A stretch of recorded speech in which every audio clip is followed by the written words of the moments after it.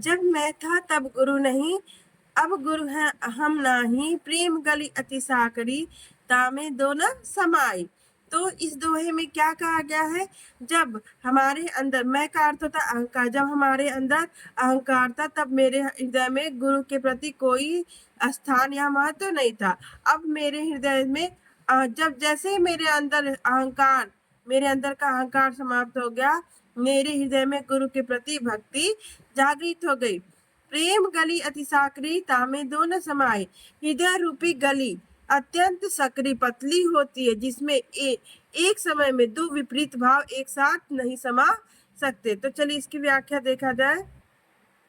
संत कबीरदास जी कहते हैं, जब मेरे मन में मैं की भावना विद्यमान थी, अर्थात जब मैं अपने अहंकार में डूबा था, तब गुरु का मेरे हृदय में कोई महत्व और स्थान नहीं था।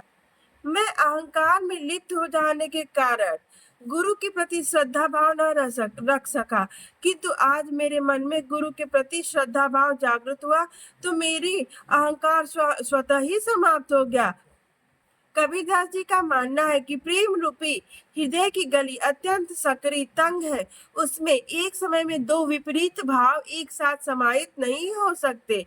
जब तक उस गली में अंधकार अर्थात अहंकार विद्यमान रहता है, तब तक उसमें गुरु भक्ति प्रवेश नहीं कर सकती, और जब उसमें गुरु ज्ञान समाहित हो जाता है, तब उसमें अहंकार का कोई स्थान नहीं मिलता।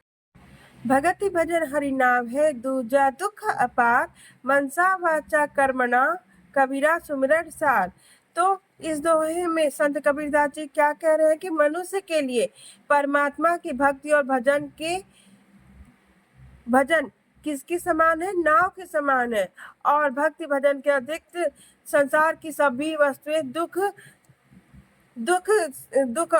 दुखों से परिपूर्ण है। इसलिए मन वचन कर्म से हमें ईश्वर का स्मरण करते रहना चाहिए। तो चलिए इसकी व्याख्या देखा जाए। संत कबीरदास जी कहते हैं कि मनुष्य के लिए परमात्मा की भक्ति और भजन नाव के समान उपयोगी है। परमात्मा की भक्ति और भजन के अतिरिक्त अन्य सभी साधन दुखों से परिपूर्ण हैं। इसी भक्ति रूपी नाव से सांसारिक दुख रूपी सागर को पार किया जा सकता है। इसलिए मनुष्य को मन वचन और कर्म से हरि नाम का स्मरण करना चाहिए। यही इस जीवन का परम सत्य और सार है।